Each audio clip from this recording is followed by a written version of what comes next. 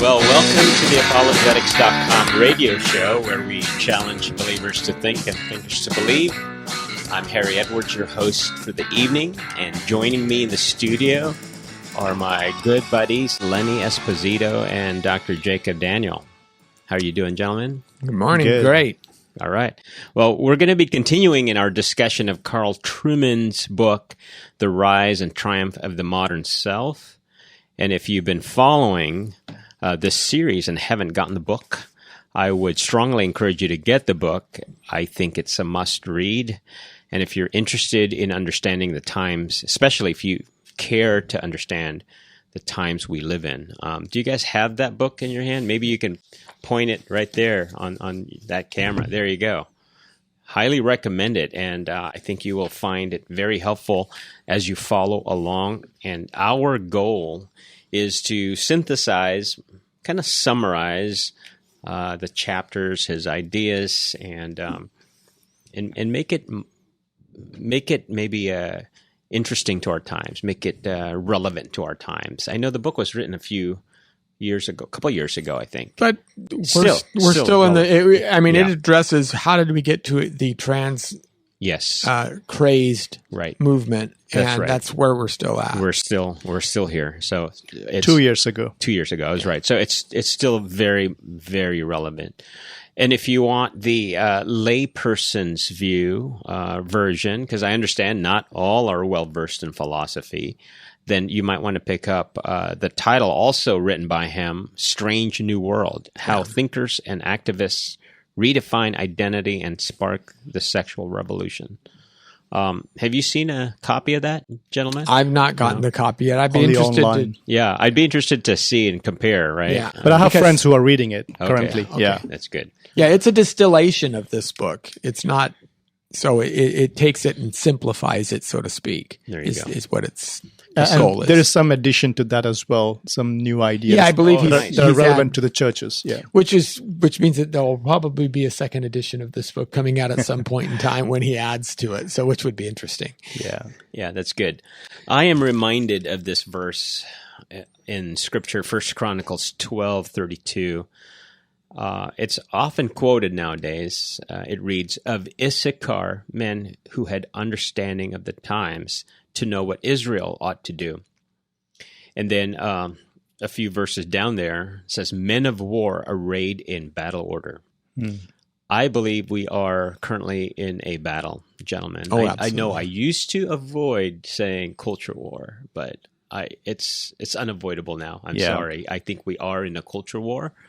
And I think it's important to know that we are, because if we think we aren't, then we let our guard down, right? Or we have no defenses. We're just going to let the enemy trample all over us without any fight. And before you know it, we are living in a different world, and that's not good. And God has commanded us to be good stewards of His kingdom to begin with. We are the caretakers. I don't know if maybe our listeners or we've thought about the whole context behind that verse. The men of Issachar were part of David's mighty men. And if you know anything about David's mighty men, it's like just in the movies, they were responsible for defeating armies many times their size. And they fought valiantly, and they were with David, and they were very successful. And so it's interesting that the men of Issachar are part of that army. Yeah, they're the special forces, if you were. And any special forces, you'll have experts in various skills. Right. So you have the paratroopers, the frogmen, right? The Navy SEALs, the Green Berets. All of those individuals are trained in different aspects of warfare in order to infiltrate the enemy or conquer a specific instances. And what you're saying is the men of Issachar, they were the intelligence operatives, if you will. Yeah. They were the guys who had their finger on the pulse of what the culture believed, of what they were doing, and they could then answer and counter any false ideas or corrupting influences that would have weakened the nation. Yeah. And they were not part of it because they got some participation medals. Right. Yes. Oh, my don't goodness. get me Yeah, started. you're going to bring that up later. You have to bring that up later. Yeah. Well, before we get into our topic, any ministry updates? I know, Jacob, you said you have a plug you want to mention? Yeah, but before I do that, it's been a joy over the past 2 weeks to actually lead a series of teachings on apologetics and issues relevant to our culture, like personhood, human dignity, role of government, Christian responsibility towards the governments that God has established. So on Sunday, it's the last day of the series. I'm really excited about that and spend some time with the audience. Good response. So I'm grateful for that. So I'm really looking forward to a conference coming up in November, organized by the Branch of Hope Church here in Torrance. It's Banson Conference, and the registration is open. They got an amazing lineup of speakers. Yeah. People like David Banson, who is the son of Greg Banson. We have Jeffrey Ventrella. We have Douglas Wilson, Jeff Durbin, and a few other speakers. So if anyone is interested, Nice Wonger, and yes. you. I'll be one of the speakers as well. And Jason Gallagher. Jason, yeah. It's like the apologetics.com team, right? Yeah, it's an amazing team. It's a great opportunity for anyone here in SoCal. Yeah. If you have an opportunity, I would say go to the website bansonconference.com and you can register there. And don't miss this opportunity. It'll be very much a practical approach to engaging with our culture. So. Very good. Very good. How about you, Lenny? Well, yeah, I'm excited. I'm off to Omaha, Nebraska in just a couple of weeks. We'll be speaking at Creation Days Festival for Standing Stone Bible Church in Gretna, which is a suburb of Omaha. So that's 3 nights, Sunday night, Monday night, Tuesday night. I guess they have a kind of a fair and things that kick off the whole event on Saturday. It should be a really good time. We're going to be talking about issues of science, creation, evolution, and how we as Christians in the 21st century are able to understand, unpack that, and where the balance the truth with the scientific enterprise will be. So that's coming up just this next month. And then the other thing that I've been doing on the ministry side is we've been doing a pretty good push on Instagram, having an Instagram campaign where we're putting these little video snippets up and engaging with secularists, seekers, and atheists even online. So that's been a lot of fun too. Good. That's good. Well, before we get into our topic tonight, I'd like to remind our listeners that we are supported entirely by your generous donations. So if you find our shows to be valuable and wish for it to continue, please support us by liking and sharing this on YouTube, Facebook, Twitter, and other social media outlets. You can also help us with our radio costs by going to our website, www.apologetics.com, and click on the donate button. Any amount helps, and your partnership will help us remain on the air. Again, I want to continue to plug our certificate program fully online. I believe that it's valuable, and it has a cultural apologetics theme to it. And many of the speakers there are from our batch of staff members at apologetics.com. So, all right, gentlemen, let's get into our topic for this evening. We are on chapter 3, and the title, he made it clever because it's the Other Genevan. Because when we talk about the Genevan, who are we talking about typically? Usually it's Calvin. Calvin, that's right, our favorite Genevan. But there is another Genevan who has made waves in the philosophy world, and his name is Jean-Jacques Rousseau. So he's a big name philosopher. Yeah. And if you want to... Although he hated philosophy.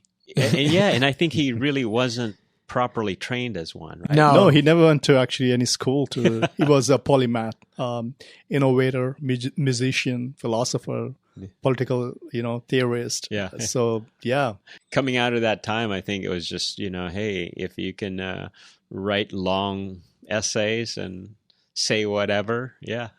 If it sort of made sense, yeah. While he was all this, he was not known to be a good father or person who you can engage with socially. He even he's known to have sent his children to adoption centers. Yeah.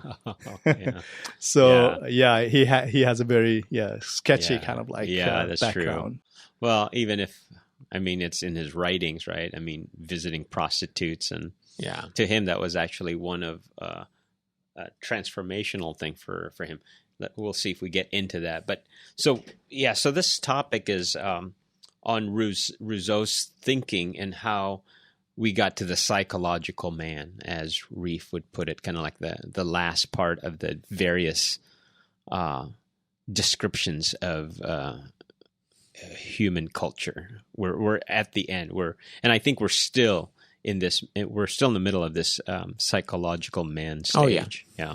So I'm just going to ask you guys, what are some of the things that hit you here, that gave you an impression of or insight, with matching that with what's going on in culture? Well, one of the things that you notice right away is the idea of individualism changes from personal responsibility to personal happiness, personal motivation based on what you feel. And that's, I think, one of the major shifts that Rousseau is responsible for. Prior to Rousseau, the individual, if you go way back, and we've talked about this in the past, the Romans and the Greeks and even non-Christian societies like Islam, the Japanese Buddhist societies, they didn't see an individual as the primary component of society. See, they were substructures underneath the society, but the society was primary. So you're either a Roman or you're a barbarian. That kind of a dichotomy. You're either a Jew or a Gentile. You're either part of the in-group or you're not. Mm-hmm. But the group itself is the primary. Mm-hmm. Paul, and then Augustine, understanding Paul, really starts to say, well, there's an individual responsibility that one has, and our sins are individualized and our forgiveness is individualized. And you can't just be a Christian or a non-Christian in the sense of you're part of the group. You have to have a personal one-on-one understanding of your sin, and you have to have a personal one-on-one reconciliation with your God. So that was a huge shift. A great book on this is called Inventing the Individual by Larry Seidentop. And it talks about how Christianity is actually the fundamental shift of this concept of the individual becoming central as opposed to society or the broader culture or the polis being central. The Reformation also affirmed that. The Reformation develops that and affirms that more. But out of the Reformation, what Rousseau does is he takes it sideways. Yeah. And he doesn't seem to like Augustine's understanding. He likes the idea that Augustine says we're all individuals, but he doesn't like the understanding that Augustine centers the individual on the fact that the individual is an individual sinner. And so Rousseau says it's not that I'm a sinner, it's that I have individual feelings. And his whole project is to say the feelings are what are the honest piece about me. It's my feelings that count, and then what happens, self, right? That's right. The natural self. So his state of nature is the phrase that you hear in political philosophy all the time. That if there's this idyllic, and this doesn't exist in the real world, this is a hypothetical construct, right? That he made up, actually. Yeah, right? that he actually crafted. That if you could place a person in an environment where they can just seek to meet their needs of food, of shelter, of basic safety, basic wants, then they would never be evil. They would have their basic needs met, and they would be happy, and they would be free to express themselves individually. It's very much a modern humanist understanding as well. Matter of fact, Gene Roddenberry pictures the Star Trek universe in this way. We don't work for money. We work just for the satisfaction of exploration because we've got these replicators and these things. Our technology has brought us to the point of where we don't need those kinds of things anymore. Now, of course, that's nonsense because if you've ever watched any of the Star Trek movies, you know, there's always conflict and there's always people doing things that are selfish for themselves. So, and they have to have, you know, a military order and things like that. So even Roddenberry contradicts himself. And this is the problem with Rousseau as well. But Rousseau feels that the central person is number one, he assumes that people are intrinsically good. Right. And that they're corrupted by the external pressures of the world put around them, that they're just all these different layers that people bestow upon you. You have to be a good part of society. So therefore you cannot do this. Maybe you can't, sleep around because our morals tell you not to do that. Therefore, that causes frustration for you. And that frustration, then you act out. Or it says you have to get ahead in the world. So therefore you start to lie and cheat and steal at work because the push is for you to succeed in life. So Rousseau says it's all these external stimuli that are actually corrupting us, but inherently we're good. And really, that's what we see today. We see that in spades, that people are taking this concept and running with it. Right. Yeah, I think Trueman puts it this way. The difference between Augustine and Rousseau is one of, for Augustine, the inward-looking aspect was primarily as a prelude to outward-looking, in terms of you finding meaning not from within, from outside, whereas that's not the case with Rousseau. And it's reading this makes sense in terms of where we are as a culture. If we see the whole idea of systemic racism and the emphasis on that it's not the individual responsibility, but because you belong in a system, it's the system that corrupts you. And it's so much reflective of the fact that how does this idea that Rousseau is, discussing in his writings and in his work is kind of like trickling down through the culture and the way we see things working out today. Well, like it's mentioned on our trip here, that if I can summarize Rousseau in a simple way, it seems like all of the negative aspects of humanity could always be blamed, not you. It's always out there. The blame is always out there. It's corrupting nature of society. So, in one sense, there is a distinction that can be seen in today's realities, is that there's this idea of progressivism, right? Looking forward to becoming better. Right. Whereas in terms of Rousseau, it's looking back to getting back to our primal state of having those basic needs being met. So we are, in one sense, living in a utopian society where everything is shared equally. Yeah, and there is no competition. There is no aggression towards your neighbor. If we were only free to be ourselves and however we feel, without any competition, without any external pressures, then we would never need to be evil because we wouldn't even think about going there because all of our desires would be met. Yeah, it's interesting. Tony Campolo used to, in his talks, talk about a gentleman that he'd counseled. And the guy said, that's the problem. Society keeps laying all of these burdens on me and all these layers on me. And I just want to peel them back and find out who I really am. I want to get back down to the real me. And Capallo asks him, well, what if you're an onion? What do you mean? Well, once you peel back all the layers, what happens if there's nothing left? Have you ever considered that option? And this is where I think Rousseau goes wrong. How does he know that we're basically good? Where does he get that information from? Where is he making that assumption? Because if you start with the wrong assumption, you can have a lot of right proposals, right? You can have a lot of right propositions, but if one of them is wrong, that's a necessary component to your argument, then your argument's going to fail. Right. And this is not to disregard that there is some societal responsibilities as absolutely. well, and we do actually give into certain pressures that we are put under. At the same time, we should be asking, what is society basically? Right. It's a collective of the individuals, and therefore the responsibilities at the end does come to the individuals. Right. So biblically, let's take a biblical position on this. let's take the state of nature biblically. When do we see the state of nature biblically? Adam and Eve, Garden of Eden, prior to the fall. They encounter an external pressure, right? Satan comes in, tempts her with the apple. Oh, you shall not surely die. So there's the external pressure. But the Bible also says that she saw that the fruit looked good, that it was desirable to make one wise.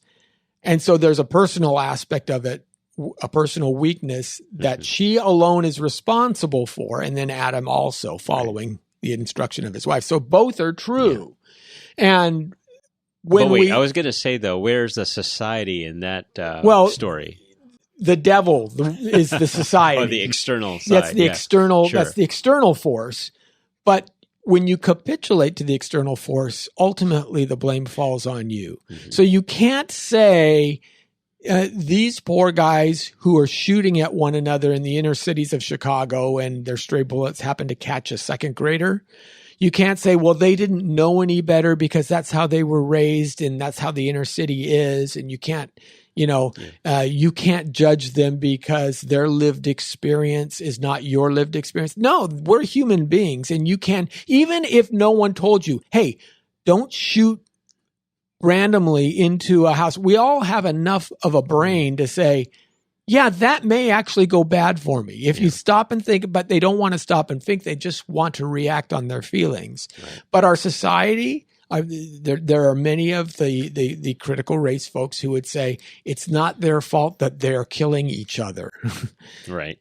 It's definitely not their fault. And that's how society's portrayed right now. Right? And I think, Lenny, you pointed out a while ago how even when God approaches Adam, he then, puts responsibility on That's Eve. Right. Yeah, Adam blames her. Or it's her. It wasn't me. Yeah. And God said, yeah, I'm not even going to take that.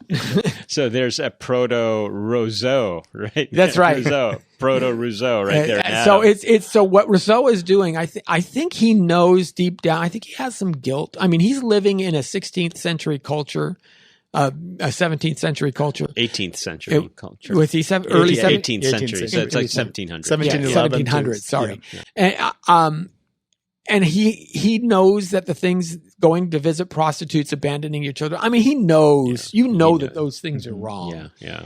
Funny, he doesn't show pity on his kids. We'll get to that. Right. We'll get to that. But, he did on the prostitute to some degree. Yeah. But then he's trying to justify it. Yeah. That's exactly what he's doing. He's trying to get out of it by blaming out there. Yeah. And that story with Virat. And by the way, this is apparently part of his Rousseau's formation, the stealing of the asparagus. Yes. Apparently, a man persuaded him to steal for him so he could sell it, so he could have money. And Rousseau's justification for that is he didn't steal it for greed, because sometimes we think that he stole the asparagus to give it to the other guy. To the other guy, he didn't benefit himself. So he's saying that there's really nothing wrong with it. What makes it wrong is now maybe the guilt placed by society or the peer pressure. Really. Well, he said he wouldn't steal at all if the guy hadn't come up to him, and the thought wouldn't have even crossed his mind had the guy not quote unquote pressured him. So that's blame number one to Mr. Virat right there. And then blame number two, he had this other experience with a prostitute. And this one I told you guys, I need to read the exact source, because according to Trueman, Rousseau was struck by Zulietta's beauty, and he was speechless. And yet at some point, notice some defect on her. And it's interesting because maybe something that was so perfect gets marred all of a sudden in at least Rousseau's mind. He goes to the other extreme, and now this prostitute is now a monster. Yeah. And then what does he do? He blames it on the corrupting nature of society. So it's interesting. Again, blame number two, right? And then the other experience that he had was this essay that he wrote, Discourse on Sciences and the Arts. And it seems like he was he just saw the announcement on the paper and started just writing. This is something that he did, which formalized and crystallized Yeah, his ideas. it was a contest. It was a contest, yeah. And the Science Academy folks thought that people would be writing about how science and the arts have made life better. Right. Yeah. And he did the opposite, Yeah. which is very Rousseau, right? And so that he Contrarian. got notoriety because of that. What do you guys think of that? Do you guys think that really that's part of his foundation for thinking that everything is just to blame, not him, but just everybody else? The question comes down to, like, he's also appealing to a standard, and the standard is his own self. Now, as a human being, how is that being justified is the question, right? He's not appealing to a transcendent law or anything. And I think there is a temptation here, which we also find in our generation as well, is that we have issues submitting to God's law. That's where the issue is. So what we do is actually we break his law so that we show ourselves above the law. And who remains above the law? It's always God who remains above the. So it's an attempt to replace God and enthrone oneself. And I think in Rousseau's case, that's exactly what's happening. He's putting himself in the place of making himself the standard. Yeah, because if it's not God, really, it becomes we that become God. And then anything goes. And then anything goes. Well, I hear the music, gentlemen, which means it's our signal to go to a break. We have been discussing Chapter 3 of Carl Trueman's book, The Rise and Triumph of the Modern Self. We'll be right back after a few messages.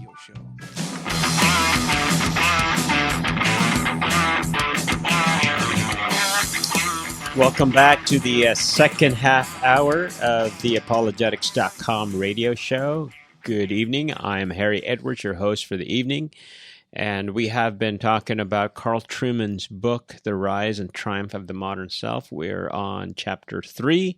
The title of that chapter is The Other Genevan, and that Other Genevan is Jean-Jacques Rousseau. So we've been, the last half hour, we just talked a lot about his ideas and what led him to develop those ideas. And basically, a good summary of that is he ends up just blaming society for all of society's ills, including, I guess, our personal corruption of ourselves. So one of the things that's big on his thinking is the idea of pity. In fact, it is, according to Trueman, the basis for his ethical framework. What do you think that is, Lenny? What's that all about? Well, when Rousseau talks about pity, it's not, "Oh, poor baby." That's the modern connotation, but it's a broader understanding of seeing another and kind of reflecting as I may be in that situation. How would I feel if I were in that situation? So again, Rousseau is all about self-preservation, meeting my needs, meeting my desires. And if my situation were that I were hurt or that I were in a area where I needed help from someone else, then pity kicks in. And what Rousseau says is he sees this as natural and fundamental to the human condition, that it's, you don't think about it. So something like mathematics isn't necessarily fundamental to the human condition to say, oh, if I need to I know I want to get here in 20 minutes. I know that it's 20 miles away.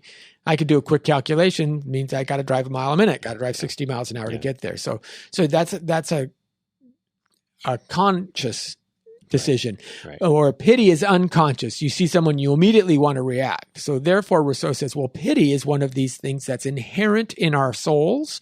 Therefore, this is one of the ways that we are basically good. And if we were not corrupted by society, then our pity would drive us to continue to be basically good. That's his argument. I want to add to that too, and you can continue, but it's interesting that pity, again, part of the whole self-preservation, part of the loves that he talks about, the self-preservation, it's uncomfortable to have that pity, that feeling. Yeah. So then he must, or we must act to resolve that pity. That's true. So in other words, he also actually believes in this, I think it's a Confucian construction of the golden rule: don't do unto others which you wouldn't want done to you. Right. So he says the basis of that is kind of a pity that's right. driver. So that's where he comes into this. So it's not very altruistic. It's actually taking care of the situation because it's uncomfortable to me. Yeah. Uncomfortable to us. And is it where he actually distinguishes between sympathy and empathy?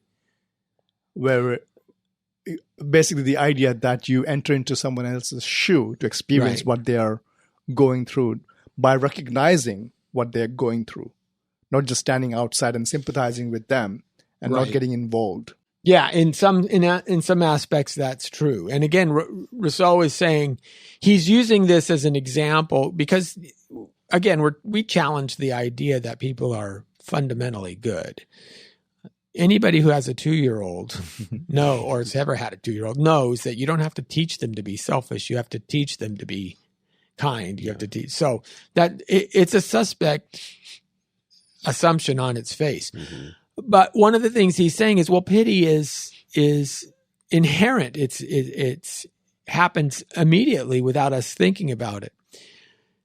That may be true, but then again, we're swimming in the milieu of the Christian worldview, right? And so part of what we catch is this idea that, number one, other people are equal, mm-hmm. and that we therefore have a duty to our fellow man. And in Christianity, they would say more than ourselves, right? Don't walk 1 mile, walk 2. These are all teachings that Jesus had.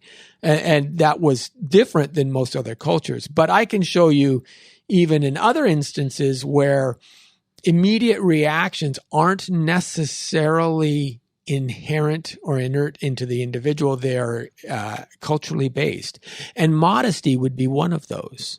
So there are many different cultures that have many different views on modesty. Now, the idea of modesty has some play, but there are certain Aboriginal tribes and African nations where it's nothing more than a fig leaf, and their feelings of discomfort don't exist at all. Whereas if you go to certain Islamic countries, if their hair is uncovered, they immediately react. They don't think about it. It feels inherent to them to cover themselves because their hair is uncovered and a man's coming in the room or something to that effect. So here's an example of where culture actually does elicit a response that's immediate, automatic, and because you've grown up in it your whole life, it's the only thing that you've known, and you feel it's as natural as anything else. Mm-hmm. So I don't buy the fact that Rousseau's pity is something intrinsic in us, other than the fact that God has written upon our heart his law. That can still be twisted. That can still be corrupted. It's there, but again, we don't know the final outcome of what we feel. Is that a distorted view, or is that the right view? Because we need an external referent against which to compare it to tell whether it's distorted or not. And I think the fact that we all have the image of God on us, though it's may be marred by sin, but there is this tendency of recognizing that image on the other and a response to that. I think that's ingrained within us. Yeah. With the whole idea of pity as Rousseau would understand it, right? Do you guys think that the idea today of kindness or niceness might be a little tinged by this thinking by Rousseau? Because it's more like, I'm nice because I want you to be nice to me. Well, it's you cannot criticize. That's right. You cannot. Criticize. You cannot. The other person has his feelings, and they're just as valid as your feelings, and therefore, any criticisms you have is being critical against the very core being of who that individual is. That's why we see that even in the scripture, that distinction is maintained. That when we see Christ, he sympathizes with us.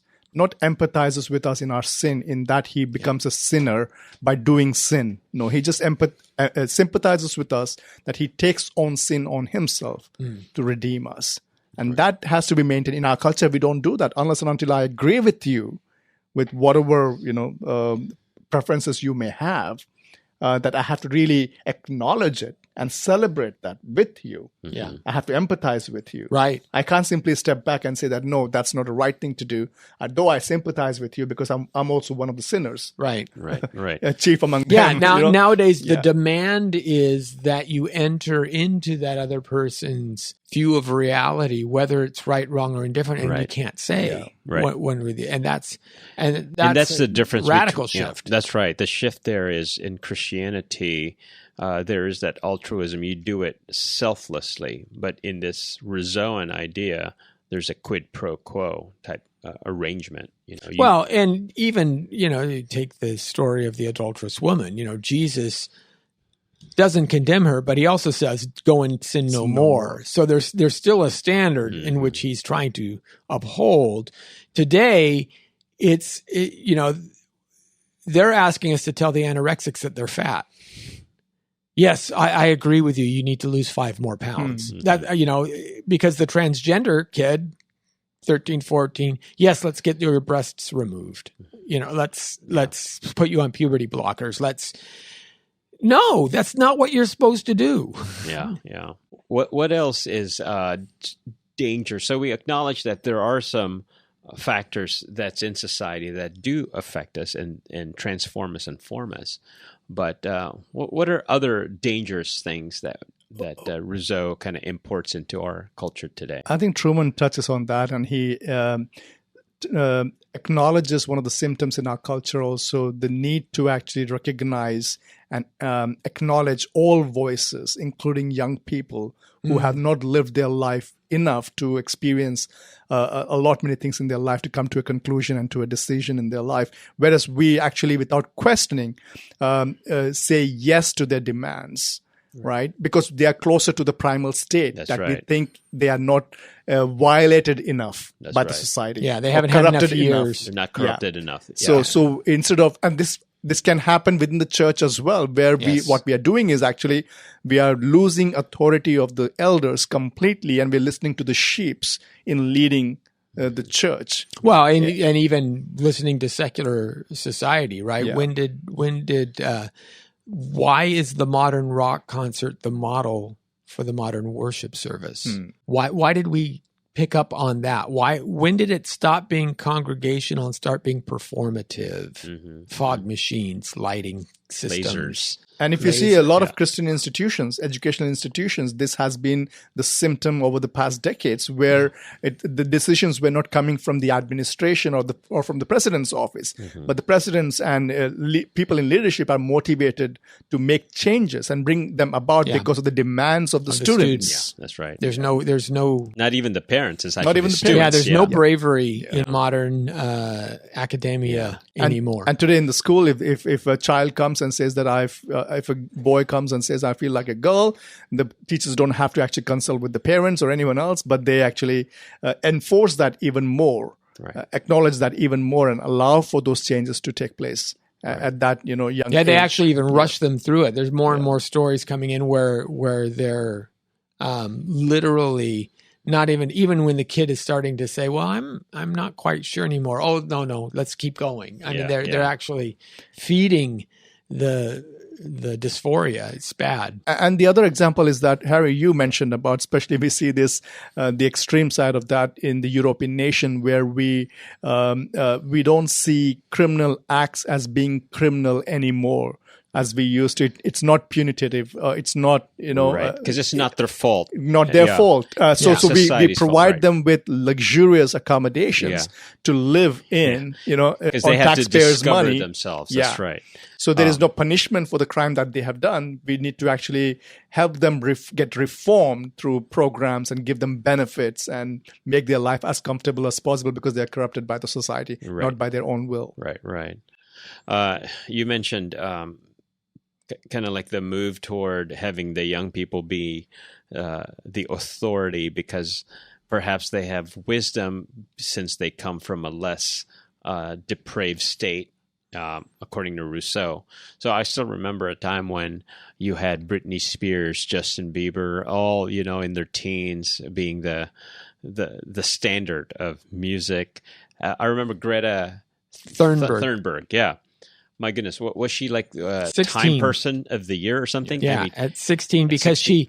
she stood up Yeah. in front of people who've been studying climate for 50 years and all these academics, and made demands that were very broad, that were very vague, thinking that somehow you can wave a magic wand and change things. And she just emoted. Basically, she just emoted. Right. And everybody said, oh, that's great. Right. You know, it's another interesting thing about Rousseau. We've been talking about him. He predates a lot of the philosophers who we think are really saying what he's saying, like Freud and Hegel. But yet, I'm glad that Trueman goes all the way back to Rousseau, and we will be talking about how Marx borrows from Rousseau at some point. When it comes to education and, let's say, parenting, how would Rousseauan philosophy affect the field of education, let's say? Well, I think you're seeing some of it in the idea of not so much education, although it's being reflected there as well, but even in corporate America, where Target is trying to get rid of girls' aisles and boys' aisles and have these genderless, right? Let the kids explore as to what they want to do. Of course, part of the problem with this is that you find out that kids actually do fall into natural camps of male and female, no matter what you try to do.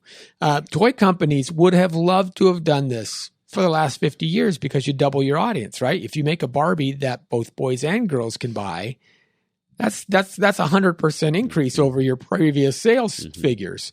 But it's not been effective. Just like you take away the toy guns out of the stores and you find kids are taking Pop-Tarts and, biting them into the shape of a gun. And then they're still getting expelled from school for that kind of thing. Right. So it's staggering. So the idea that you can be your real self, but maybe not so much, if it bucks the current standards of the day. But we see it in education in what they call social emotional learning. The SEL is a big push right now, which is really based on a lot of critical theory. But social and emotional learning is having children find their own way in their own time to explore their own path so that they can come and learn what's best for them. Here's one. California there's legislation in the state of California. It's not been signed yet, but it probably will be, that it will be illegal to start high school before 8:30 a.m. Because what they found is that high school and junior high kids who are sleep deprived do worse in school. Now, why are they sleep deprived? Because they have to get up at 7:30 in the morning, or they have to get up and get to school at 7:30 in the morning.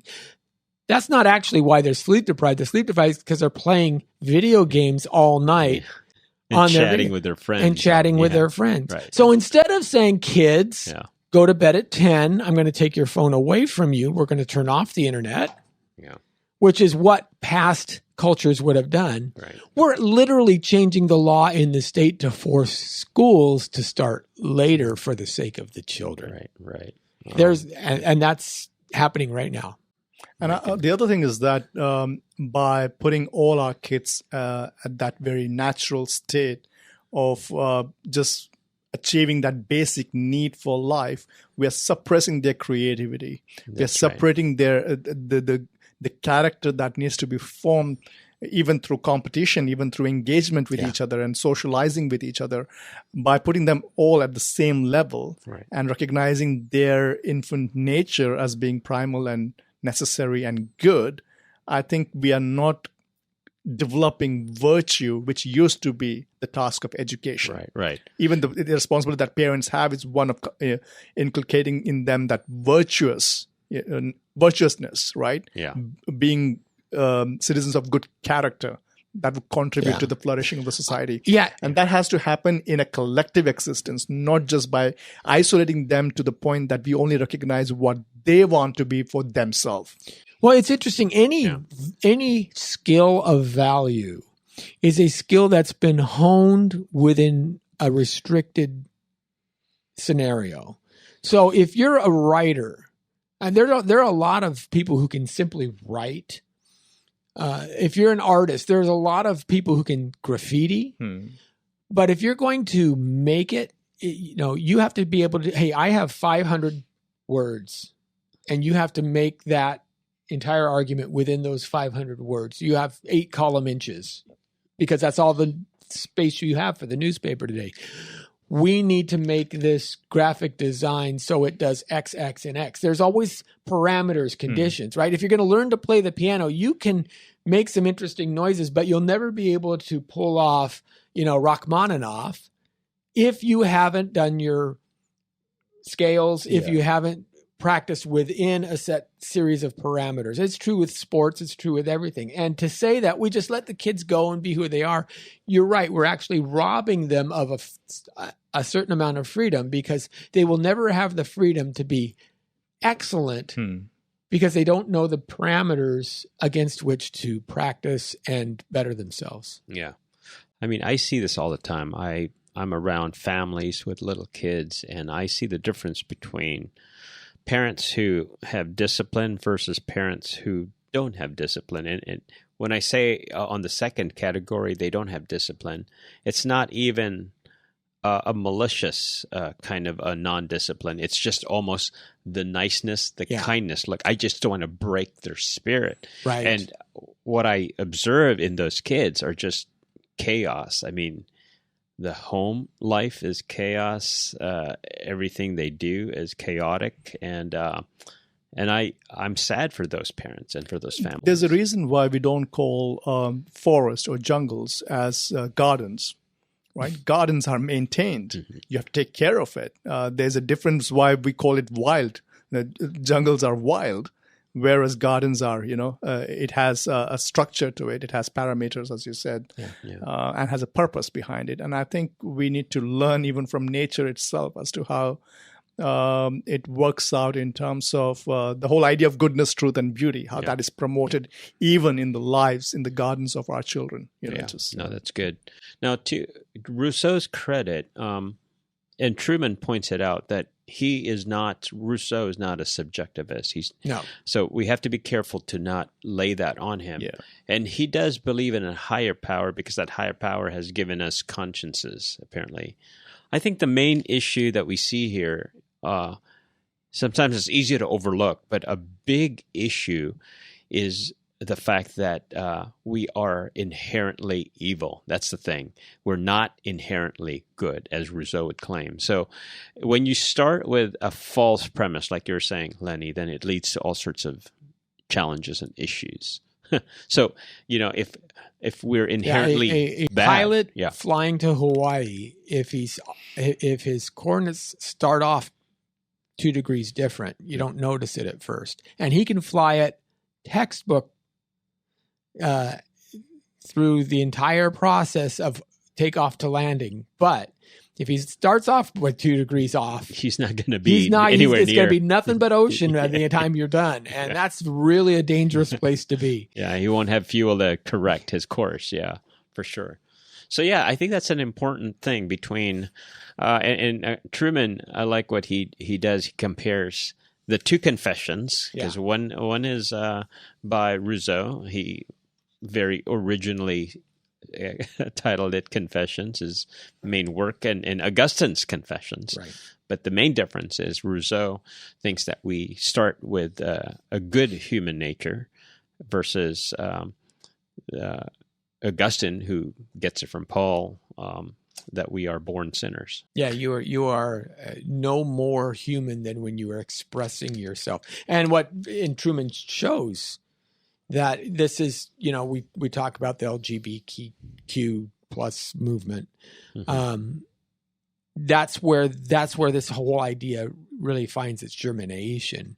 But interestingly, so Rousseau's story of the asparagus, of course, is the parallel of the very famous story of Aquinas and the pears. When he was a young lad, he and his friends saw some pears in somebody's garden, decided to steal them, not because they were hungry, not even because they needed pears. I mean, he had more pears that were actually of better variety in his own home, but the thrill of stealing was what compelled him. And he realized, reflecting back on it, he goes, That's what evil is. It was something inside of me that just got excited by doing what was dangerous, what was bad, what was forbidden. While there is that inner voice and inner, just kind of like morality, that standard by which we actually judge our own conscience. At the same time, I think with regards to what Rousseau is saying, we need to be careful as well that we are not understanding the voice of our psychological self as the voice of God. Yes, that's a big mistake. That's a big mistake happening within the church as well. That we give greater regard for our own voice, or and even interpret that as God's voice. Yeah. Right. Well, let's go with that. I know, Lenny, you pointed that out. So we have consciences, but again, if it's not grounded in God, we're in big trouble. Right. Because then it's, you see, I mean, okay, so the whole concept of Christian nationalism, our patriotism kind of feels like it's what it's supposed to do.